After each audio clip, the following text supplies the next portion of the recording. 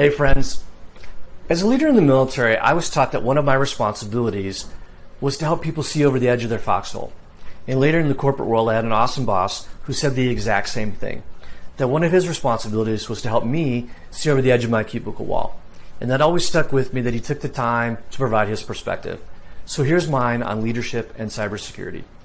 Leadership breaks down into 4 components: direction, purpose, mentoring, and motivation. Direction. Where are we headed? And this goes beyond what's on the corporate mission statement on some poster at your headquarters. You have to dig deeper than that. As a leader, you have access to other leaders, and you have a broader view into strategic data than your employees do. So you can provide clear context to them on where you're headed. Here's an example for cybersecurity. Take a look at the annual report. Look at the strategies and the business initiatives, talk it over with your team, and add your perspective. Purpose. And this goes beyond the big why, right, which is the corporate vision. What's the why for your team? And that starts with the individuals. What motivates them? What gets them engaged?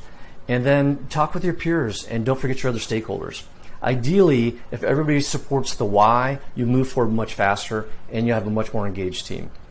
Going back to the business initiatives, this might mean taking that technical project that an individual is working on and helping them understand how this enables the business to be more agile, to be faster, to create innovation, or to give a better customer experience. Mentoring.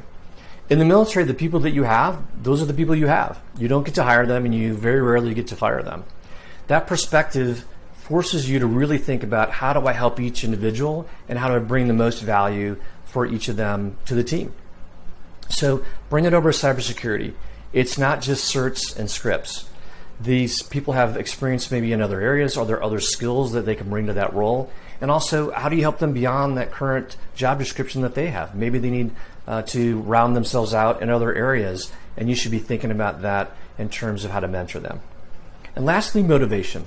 I've had corporate executives disagree with me on this one, and they think about the intrinsic motivation that a person has. And that's not really what I mean. When I say provide motivation, that means removing obstacles. So based on your title or your influence in the company, what obstacles can you remove that an employee couldn't do themselves? Maybe they need help with a skill that they want to develop, or they just need coaching. That's really important for you to take the time to do that. So did you show empathy when it mattered the most? Direction, purpose, mentoring, and motivation. Everyone contributes. I'd like to hear your thoughts on leadership and cybersecurity. Hit me up below.